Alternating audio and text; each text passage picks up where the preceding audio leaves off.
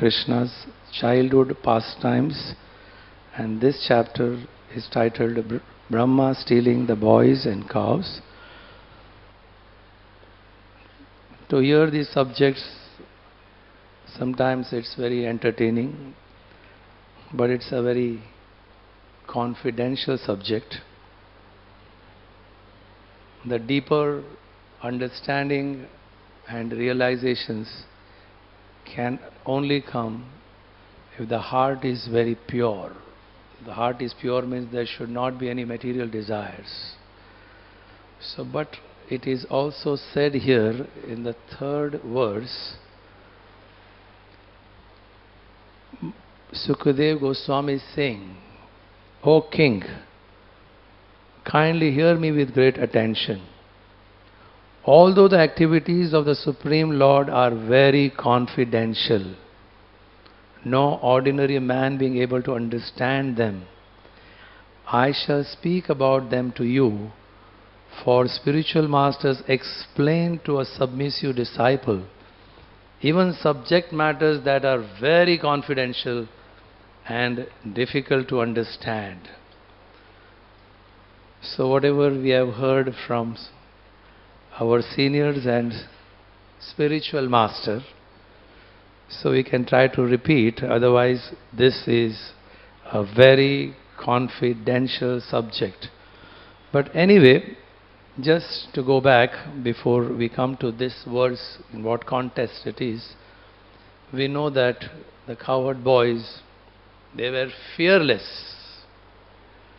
They were just joking and laughing and smiling and dancing.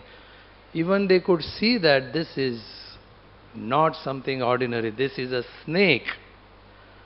But then their heart was so fixed in Krishna, they said, so what? Krishna will protect us. And they just went inside the mouth. And you know how Krishna went inside, he expanded, he suffocated Aghasura, his soul came out, and then they all came out dancing with Krishna. This is how the activities of the spiritual world is. Krishna wants to show it.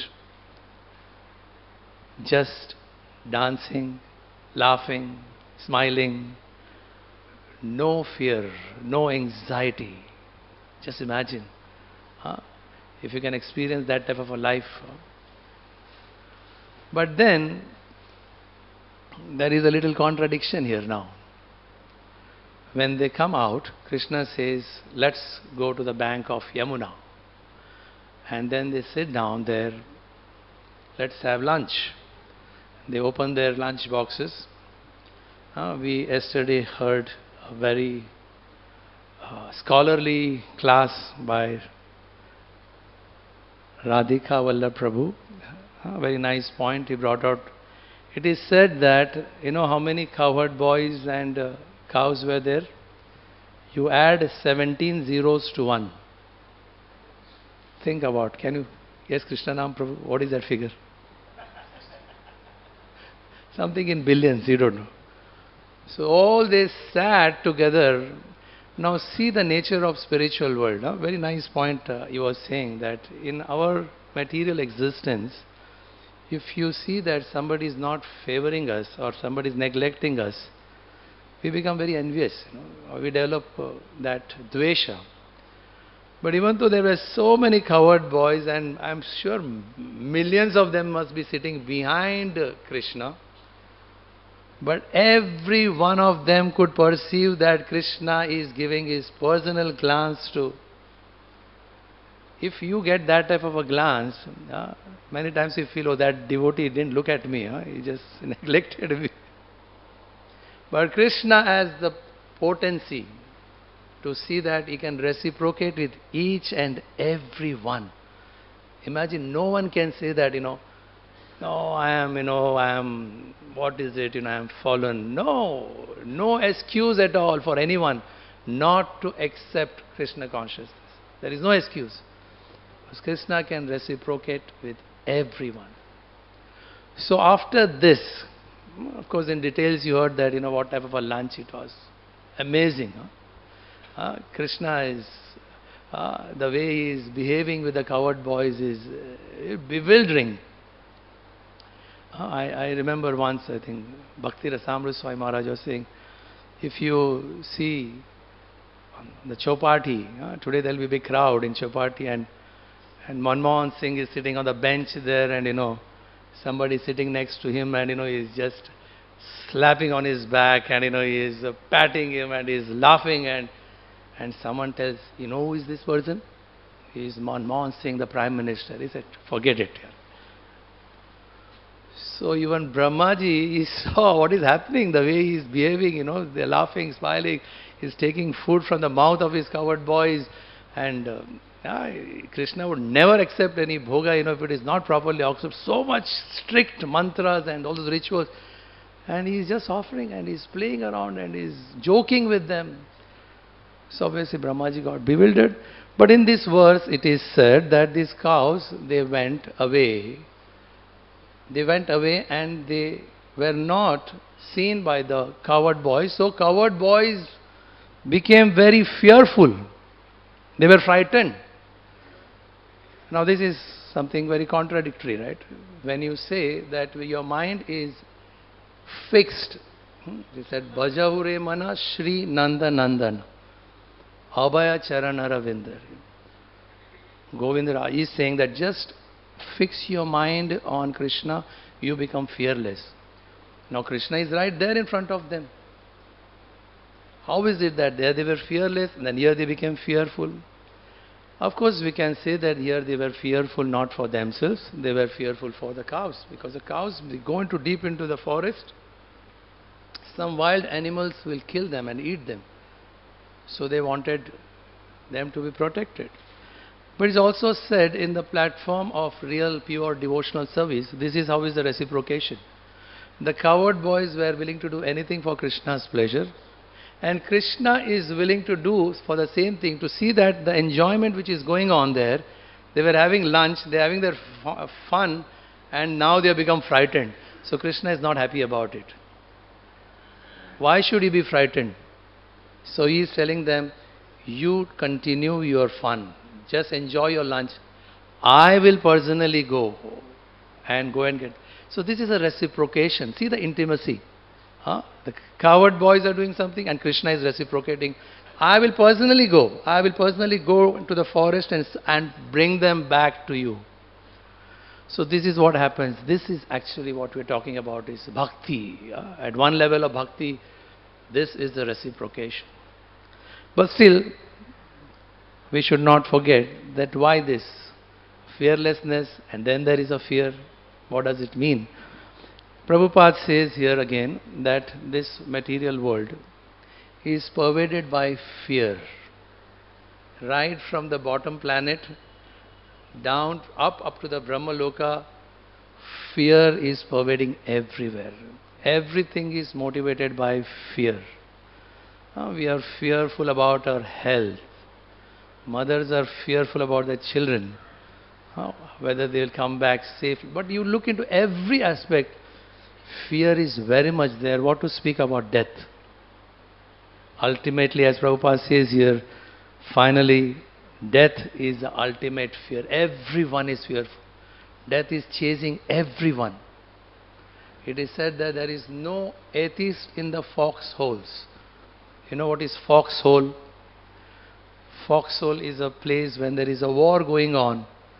The enemies are shooting and you are taking some defense and you are sitting behind it and you are shooting. And the bullets are just whisking just close to you. At that time, even an atheist, out of fear, he prays to the Lord. So that means fear, even an atheist person is fearful. Everyone is fearful. That famous example in the early, when was that? When the astronauts went up and there was a failure. The same astronauts, then they said, please pray for us. The whole world, the message was that please pray for them because there was some defect in the,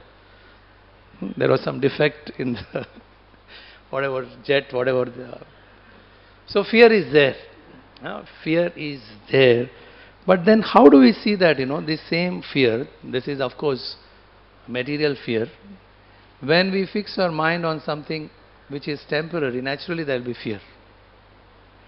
So when we have, our mind is attached, because fear is arising in the mind, and our attachment is to things of what we have, and everything is temporary here. So naturally there will be fear, because it is going to go away. So you live in fear. But then how is it that here there is fear? It should be fearlessness. There should not be fear. So to explain this, Radhanath Maharaj, in one of his class, he goes back into another Leela. He gives the example of Devaki and Vasudev. Now, who were Devaki and Vasudev in their previous life? They were not some ordinary people.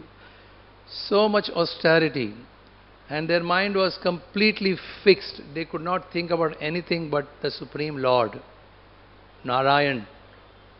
And then the Lord gave them the benediction that I will come as your son. And when that famous Akashvani, they heard, when Kamsa was escorting, they took up this as their mission, that we will just go ahead, we'll have children, even though they knew that Kamsa is going to kill, till the 8th child is born, because Krishna is appearing. We don't care for anything. Fearlessness, we will die. But Krishna is appearing, so we'll go ahead.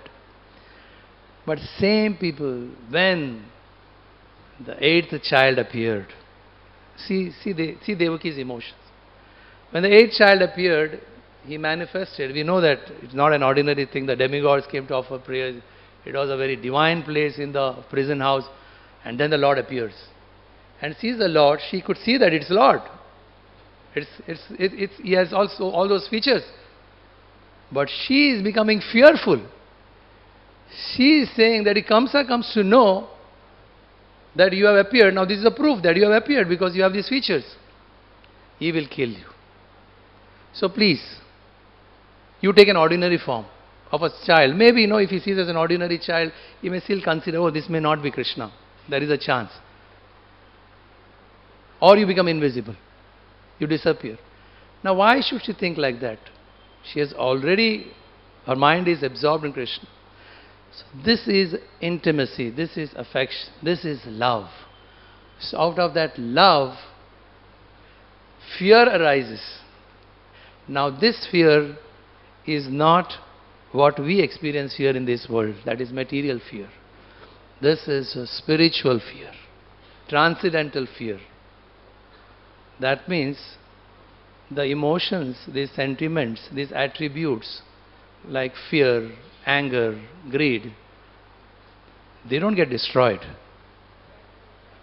We come with all these feelings here, but then these get transformed and they still exist. But when they exist, but they are used in the service of Krishna. They are used for the pleasure of Krishna to increase the intimacy. But an impersonal school of thought in India, especially there is a school of thought,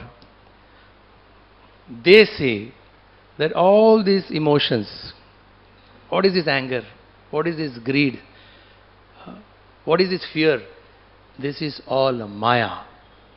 Yes, it is Maya because it is material.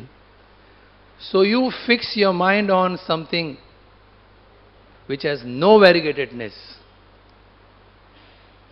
Brahma Satya, Jagat Mithya. So fix on that. So when you fix on that, no doubt, there is no fear. But there is no emotions. There is no feelings. You are just existing. There is no variegatedness, there is no reciprocation. You are just Sat and Chit. But Vaishnava philosophy is transcending this. There is another realm beyond this impersonal understanding. And that is what is shown in these activities. That is the spiritual world. So these same attributes it is not that they get extinguished. They just, when they get purified, they come out in this form. The way Devaki is feeling fearful. She knows that Krishna is the creator. She is telling this to Krishna. You are the creator, you are the maintainer, you are the destroyer. But then, you are my child, you are my son. I don't want you to be harassed. Now just imagine if Kamsa comes and if he finds out that he is not there, the baby was born and the baby is not there, immediately his attention will go to Devaki and he'll start harassing them more. It's natural. Where is it? What have you done? Now she knows it. The best thing would have been, well, Krishna, Kamsa will come and you are the creator. You are the controller. You are Madhusudana. So what is Kamsa, So you take care. And when once Krishna takes care, Kamsa is also killed and Devaki is peaceful. No? This is the intimacy. This is love. Just to see that Krishna will not be hurt, I am willing to go through any of these problems. This is that type of a selfless service which is very difficult for, but we can get an understanding that this is what is bhakti. When we talk about these attributes, material qualities, then those spiritual, the same qualities, how they transform and how they increase the relationship. So just for our understanding that, well, this is how the Gopas here are becoming very fearful and Krishna is assuring them. Today is a very special day, so we'll try to, how much we can, for those who are coming here maybe for the first time, just a little introduction. 450 years back there was a very special personality. His name was Haridas Thakur. He was known as Namacharya Haridas Thakur. And he was born in a Muslim family. In spite of taking birth in a Muslim family, he had such high taste for the holy name. And what to speak about his character, he was a very compassionate person, very kind, always thinking about others' problems. And also Vidwan, he was very well versed, a scholar. And today his disappearance day, or what we call Tirobhav Divas.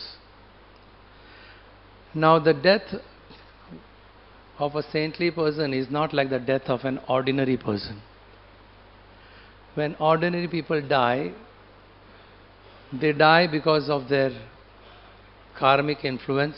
They are bound, they have taken birth and they die. And it is only dukkha. Oh, we feel sad that this person died. But a saintly person or a pure person, when he leaves his body, it is not just dukkha, it is also joy. Why it is joy?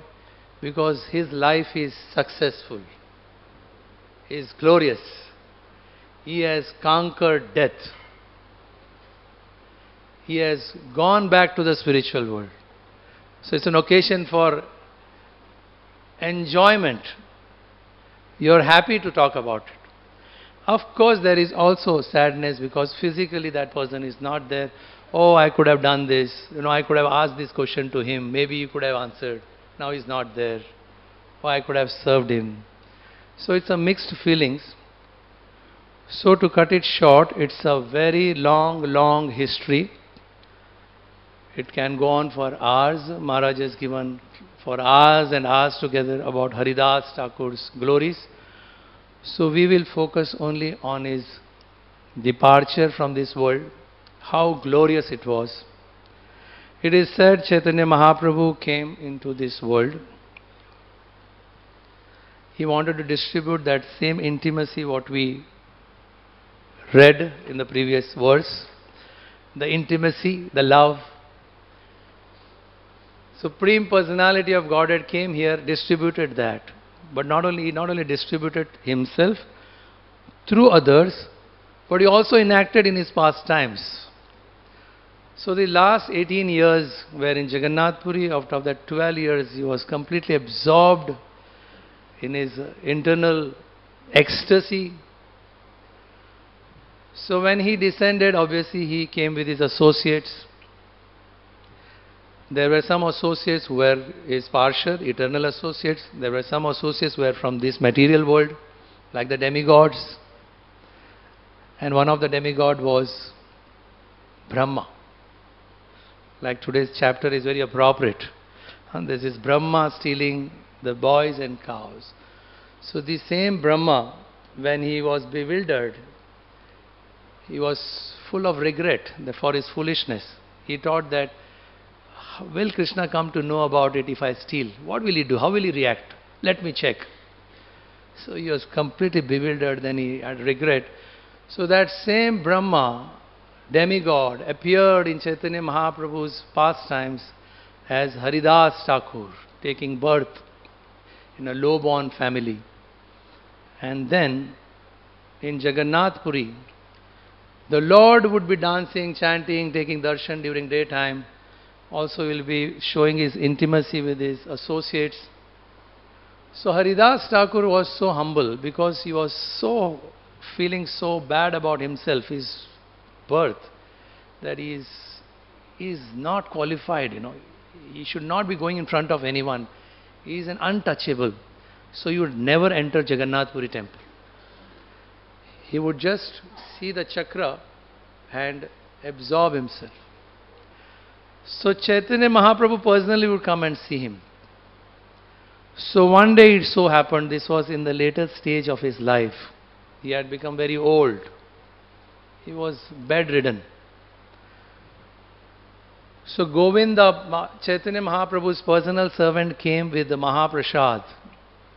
And he offered Haridas Thakur. Haridas Thakur was chanting very slowly that time because he was old and physically had no strength. So when Govinda came with this, he said, I can't have this because I have not finished my rounds. And I am very sinful. But still, because it is prasad, when prasad comes in front of us, because prasad is not different. Not different means when we see the deities is not different. We see the spiritual master is not an ordinary person. We see a Vaishnava, we don't make a discrimination. This Vaishnava is from this caste. So similarly, a prasad is not food. Is not different from the Lord's presence. It is His mercy. So he offered his full dandavats. But then he can't take it. Of course we say eat.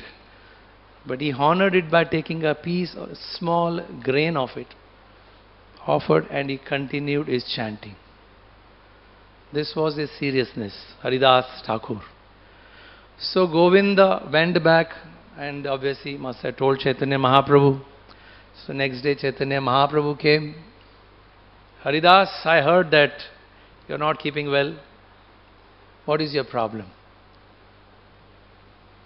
Haridas said, my Lord, my body is fit, but my mind and intelligence, they are very weak. I don't have any faith.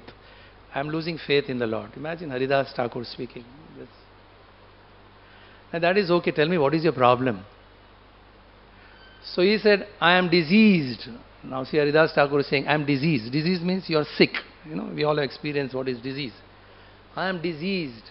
Why are you diseased? Because I am not able to chant my rounds. That means the whole world is diseased. No one is chanting.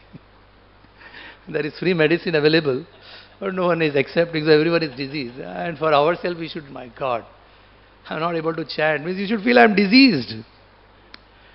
So Chaitanya Mahaprabhu said, so much intimacy, just like, so love.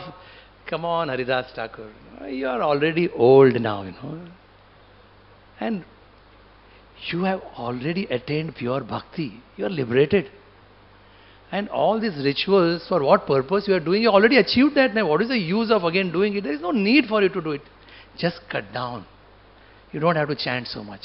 You are old now. So what did Haridas Thakur respond?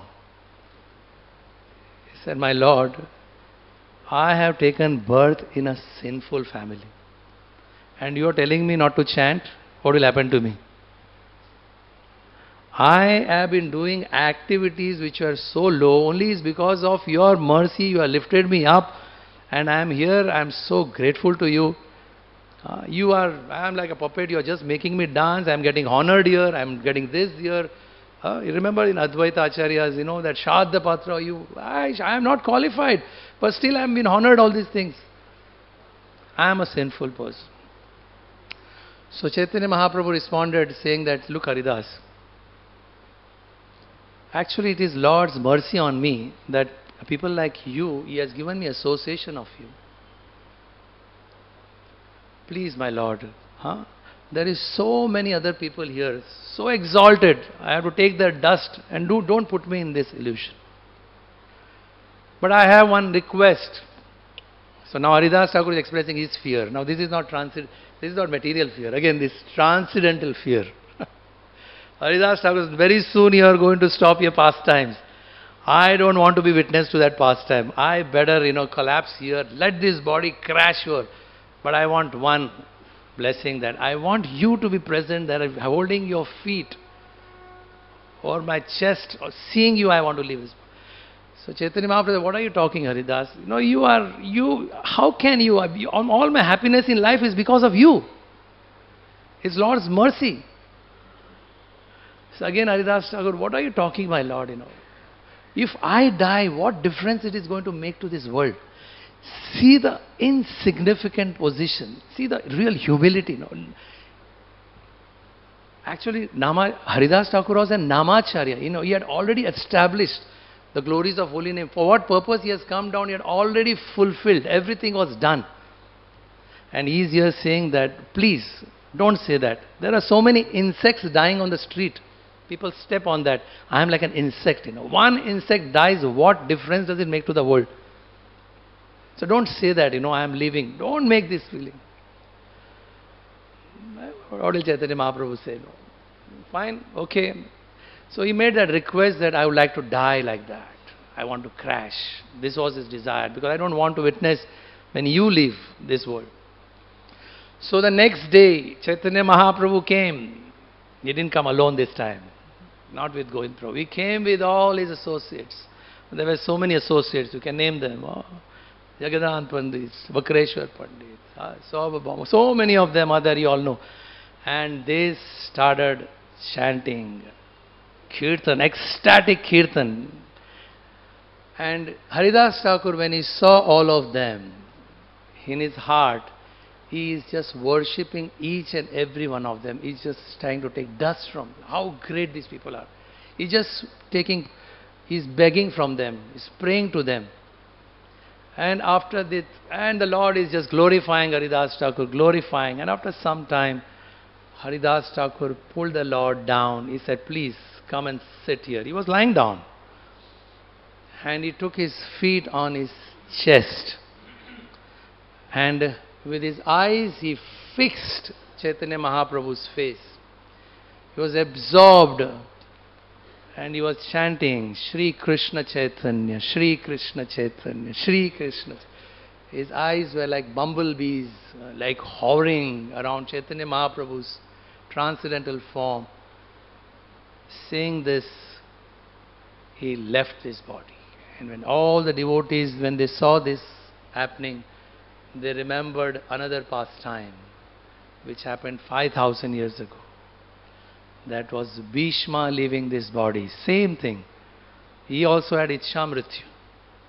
And he also left his body, just keeping his mind fixed on Krishna. Krishna was right there. So they all remembered Bhishma.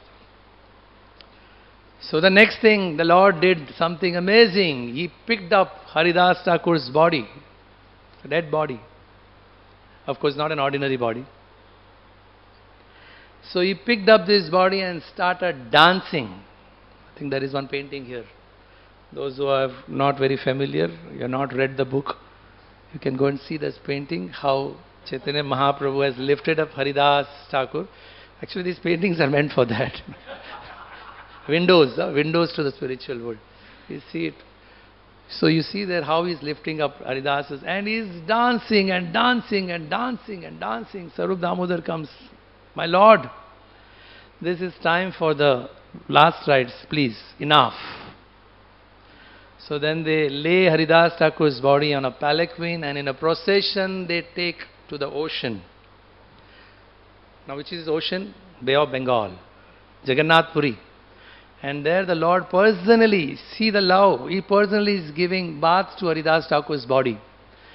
And then it's declaring to the whole world, from today onwards this place becomes a holy place, a place of pilgrimage. So Bay of Bengal is not an ordinary place, especially in Jagannath Puri. Those who take bath is not different from any other holy river, because the Lord declared that. Whoever takes bath is a worship. All the devotees, when they heard the water which was dripping down from Haridas Thakur's body, they drank it. This body is not different, it is spiritual body. So then the Lord personally dug a hole in the sand. He laid his body down and he offered all the Mahaprasad of Jagannath Puri, the chandan, the flowers, the paraphernalia like clothes. And then in his own hands he started covering up the body with sand. Then everyone started doing, and then there was a platform raised and there was a fence built around it. That was Haridas Thakur's Samadhi. Now many times this question is asked about, why a saintly person's body is buried. So Vedic ritual, Vedic pratha, when a person dies, actually his body is not pure. And not only that, the soul is still attached to this body, because the soul is attached, the soul is hovering.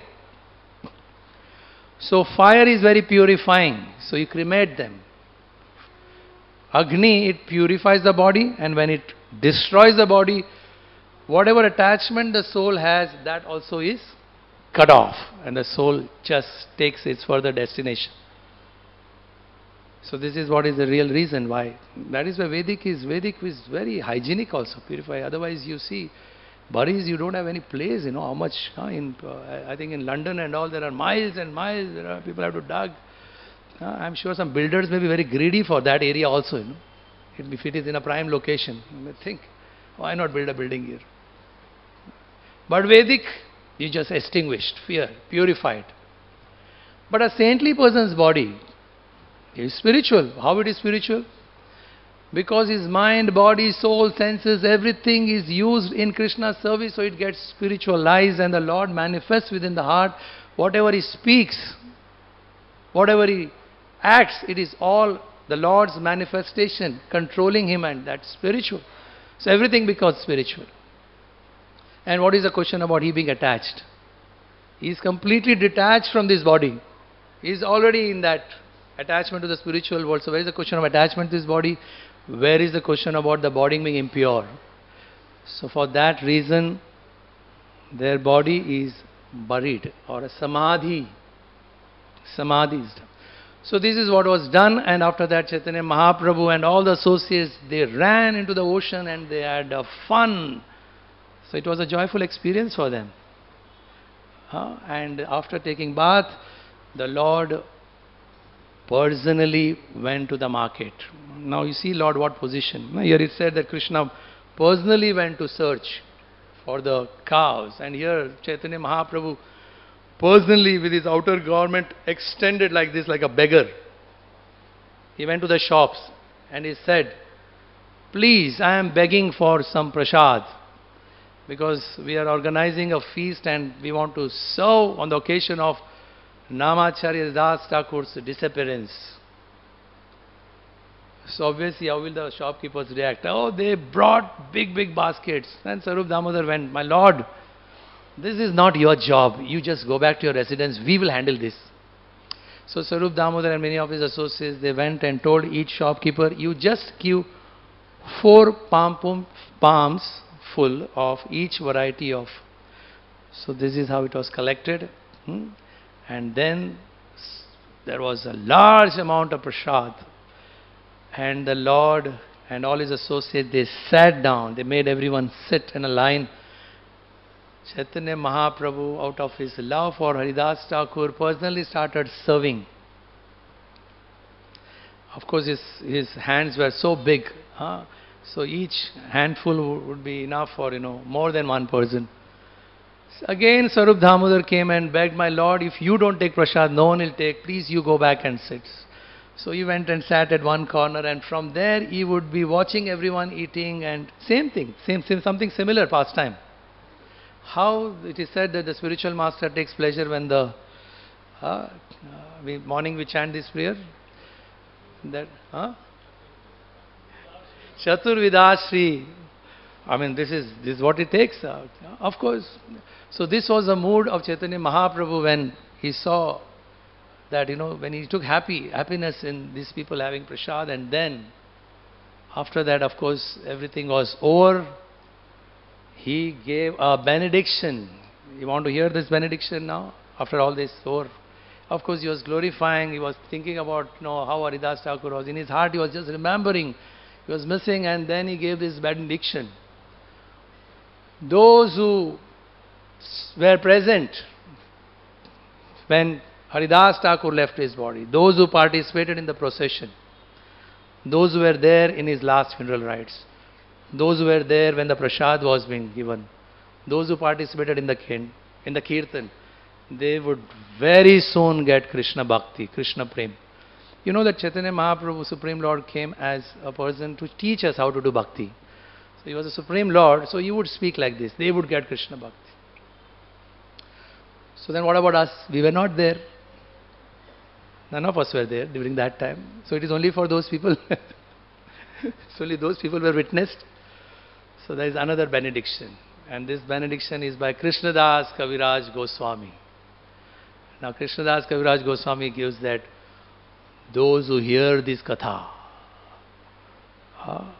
those who read this katha, very soon they will also become detached. Detachment is not easy.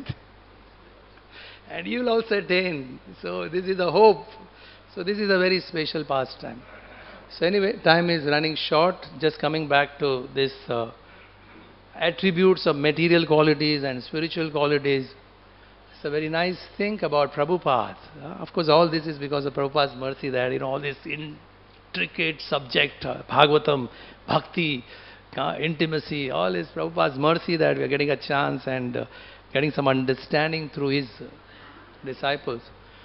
So Prabhupada, was fearless person.